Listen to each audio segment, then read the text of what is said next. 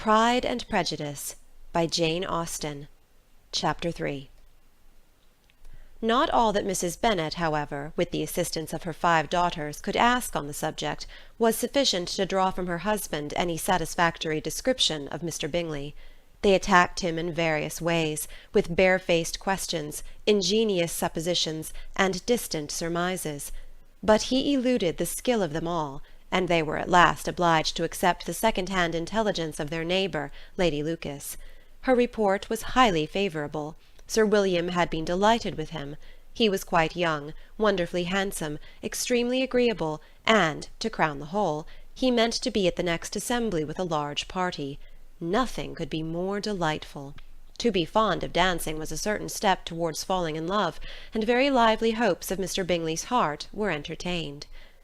"If I can but see one of my daughters happily settled at Netherfield," said Mrs. Bennet to her husband, "and all the others equally well married, I shall have nothing to wish for." In a few days Mr. Bingley returned Mr. Bennet's visit, and sat about 10 minutes with him in his library. He had entertained hopes of being admitted to a sight of the young ladies, of whose beauty he had heard much, but he saw only the father. The ladies were somewhat more fortunate, for they had the advantage of ascertaining from an upper window that he wore a blue coat and rode a black horse. An invitation to dinner was soon afterwards dispatched, and already had Mrs. Bennet planned the courses that were to do credit to her housekeeping, when an answer arrived which deferred it all. Mr. Bingley was obliged to be in town the following day, and consequently unable to accept the honour of their invitation, etc. Mrs. Bennet was quite disconcerted. She could not imagine what business he could have in town so soon after his arrival in Hertfordshire, and she began to fear that he might be always flying about from one place to another, and never settled at Netherfield as he ought to be. Lady Lucas quieted her fears a little by starting the idea of his being gone to London only to get a large party for the ball, and a report soon followed that Mr. Bingley was to bring 12 ladies and 7 gentlemen with him to the assembly. The girls grieved over such a number of ladies, but were comforted the day before the ball by hearing that instead of 12 he brought only 6 with him from London, his 5 sisters and a cousin. And when the party entered the assembly-room, it consisted of only 5 altogether: Mr. Bingley, his 2 sisters, the husband of the eldest, and another young man. Mr. Bingley was good-looking and gentlemanlike. He had a pleasant countenance, and easy, unaffected manners. His sisters were fine women, with an air of decided fashion. His brother-in-law, Mr. Hurst, merely looked the gentleman, but his friend Mr. Darcy soon drew the attention of the room by his fine tall person, handsome features, noble mien, and the report which was in general circulation within 5 minutes after his entrance, of his having 10,000 a year. The gentlemen pronounced him to be a fine figure of a man. The ladies declared he was much handsomer than Mr. Bingley, and he was looked at with great admiration for about half the evening, till his manners gave a disgust which turned the tide of his popularity, for he was discovered to be proud, to be above his company, and above being pleased, and not all his large estate in Derbyshire could then save him from having a most forbidding, disagreeable countenance, and being unworthy to be compared with his friend. Mr. Bingley had soon made himself acquainted with all the principal people in the room. He was lively and unreserved, danced every dance, was angry that the ball closed so early, and talked of giving one himself at Netherfield. Such amiable qualities must speak for themselves. What a contrast between him and his friend! Mr. Darcy danced only once with Mrs. Hurst and once with Miss Bingley, declined being introduced to any other lady, and spent the rest of the evening in walking about the room, speaking occasionally to one of his own party. His character was decided. He was the proudest, most disagreeable man in the world, and everybody hoped that he would never come there again. Amongst the most violent against him was Mrs. Bennet, whose dislike of his general behaviour was sharpened into particular resentment by his having slighted one of her daughters. Elizabeth Bennet had been obliged, by the scarcity of gentlemen, to sit down for 2 dances, and during part of that time Mr. Darcy had been standing near enough for her to hear a conversation between him and Mr. Bingley, who came from the dance for a few minutes to press his friend to join it. "Come, Darcy," said he, "I must have you dance. I hate to see you standing about by yourself in this stupid manner. You had much better dance." "I certainly shall not. You know how I detest it, unless I am particularly acquainted with my partner. At such an assembly as this it would be insupportable.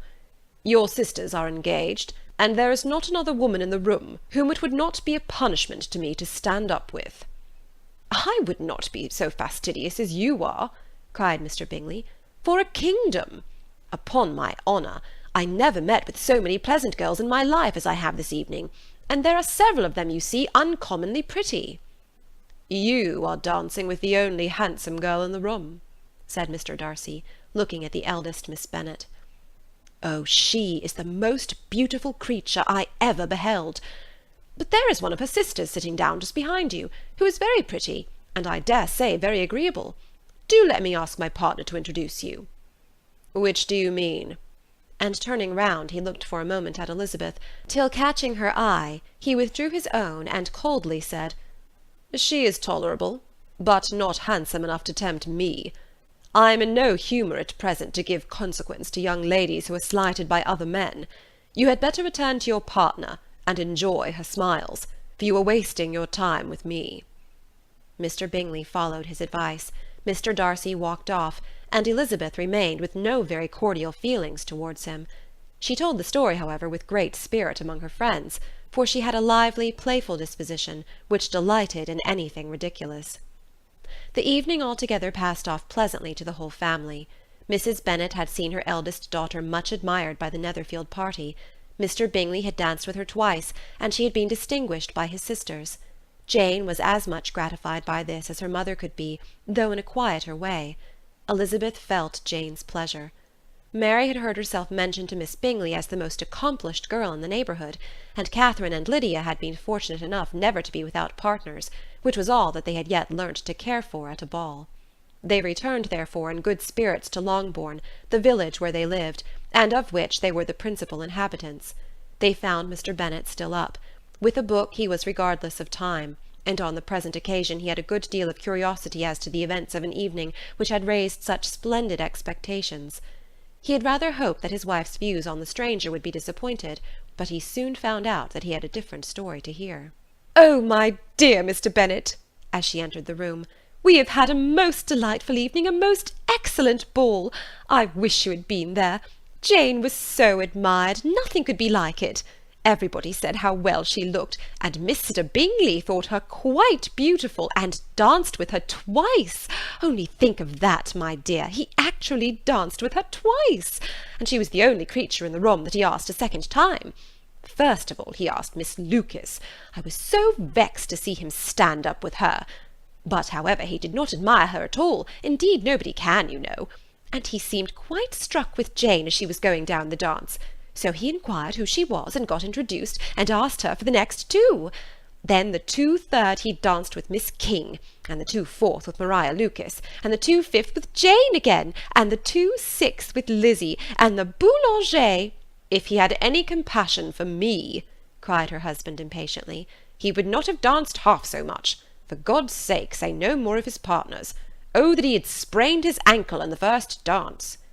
Oh, my dear, I am quite delighted with him. He is so excessively handsome, and his sisters are charming women. I never in my life saw anything more elegant than their dresses. I dare say the lace upon Mrs. Hurst's gown—" Here she was interrupted again. Mr. Bennet protested against any description of finery. She was therefore obliged to seek another branch of the subject, and related, with much bitterness of spirit and some exaggeration, the shocking rudeness of Mr. Darcy.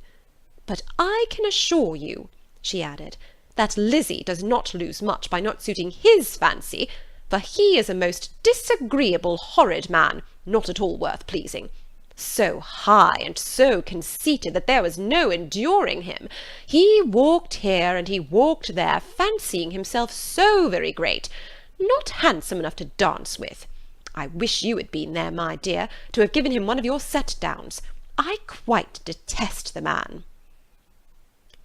End of chapter 3.